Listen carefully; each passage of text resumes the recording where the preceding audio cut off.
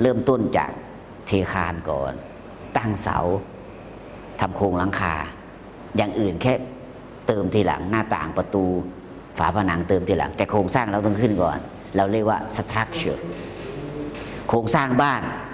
นก็มี2ภาษาอังกฤษ2คำ home กับ house ไม่เหมือนกัน home ก็อีกความหมายหนึ่ง house ก็อีกความหมายหนึ่งต่างที่โครงสร้างอธิบายได้ไหม house กับ home ต่างยังไง home เรารู้ว่าบ้าน house กับบ้านแล้วต่างกันตรงไหนนอกจากรู้ว่ามันแปลว่าอะไรต้องรู้ได้ว่าใช้อย่างไงแล้วต่างกันยังไงอธิบายได้ไหมฮะ go to house go to my house go to your house ถ้า house ต้องมี to เสมอแต่ home ไม่มี to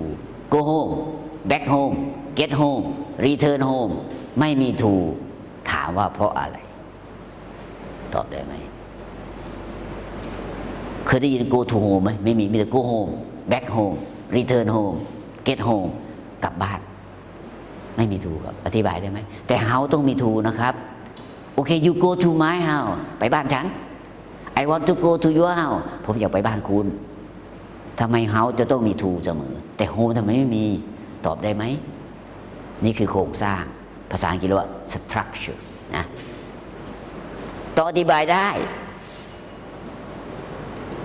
structure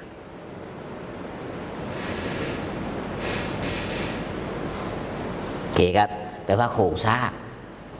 พระอาจารย์พิมพ์ไม่ต้องดูแป้นอาจจะดูบางนิดหน่อยแต่ว่าไม่ค่อยดูหรอกเพราะอาจารย์สัมผัสได้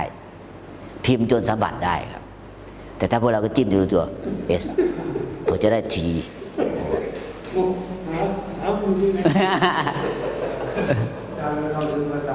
ได้ภาษาไทยแสดงว่าความบ่อยไม่ค่อยมีมันห่าง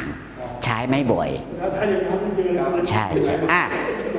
อธิบายได้ไหม house กับ home ต่างอย่างไรนั้นเรียนภาษาอย่าแค่แปลได้1แปลได้ว่าแปลว่าอะไร2ใช้อย่างไง3แล้วมันต่างกันยังไงอธิบายให้ได้ถ้าได้ทั้ง3อย่างนี้โอเคท่านไปได้แต่ท่านแปลยังไม่ได้เลยจะรู้ยังไงว่ามันใช้ต่างยังไงมันต้องไปตามสเต็ปนะตอบได้ไหมคำสุดท้าย house กับ home ต่างยังไงอธิบายได้ไหมทำไม home ไม่มี to ล่ะอธิบายได้ไหมอธิบายได้อธิบายอธิบายเลยครับต้องมั่นใจว่าใช่ไม่เกี่ยวตอบเลยครับฮะว่าอะไรนะไม่ใช่คุณศัพท์ครับต่างอย่างนี้ครับถ้าเป็นเฮาส์นะมันเป็นโครงสร้างสำหรับอยู่อาศัยเป็นที่อยู่มีหลังคามีประตูหน้าต่างมีห้องน้ำห้องนอนมีเขาเรียกว่าเฮาส์เป็นโครงสร้างทางกายภาพอย่างเดียวเป็นสถานที่เฮาส์เป็นสถานที่ต้องมี to go to the temple go to school go to hospital อะไรที่เป็นสถานที่ต้องมี to ต้องตามหลังด้วย to เสมอแต่เฮาส์แต่โฮมเนี่ยมันไม่ใช่สถานที่อย่างเดียว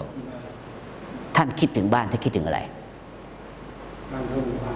ท่านคิดถึงบ้านเนี่ยท่านไม่ได้คิดเฉพาะหน้าต่างประตูหลังคาไม่ใช่ตัวบ้านท่านคิดถึงบ้านคิดถึงตัวบ้านด้วยพ่อแม่ด้วยหมาแมว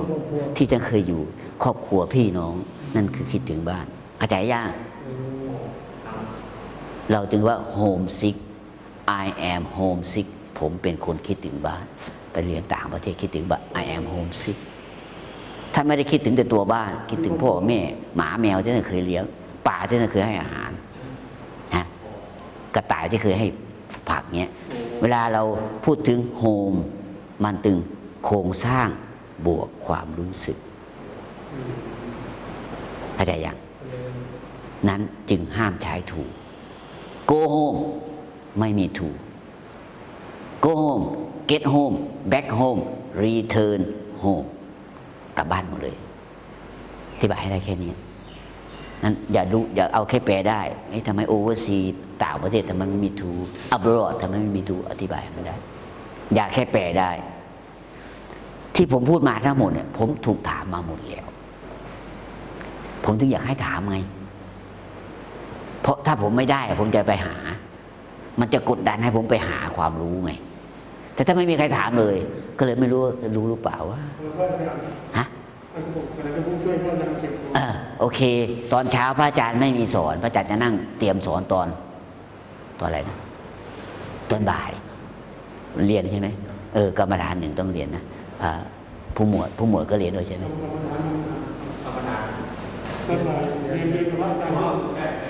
ก็เจอกันตอนบ่ายโอเคเนาะไปวันนี้เอาแค่นี้ครับเจอครับครับไปครับไปเรียนเลยไปคนไหนไม่ได้เรียนช่วยพระอาจารย์เก็บคนไหนไปเรียนไปเลยครับไปเลยครับ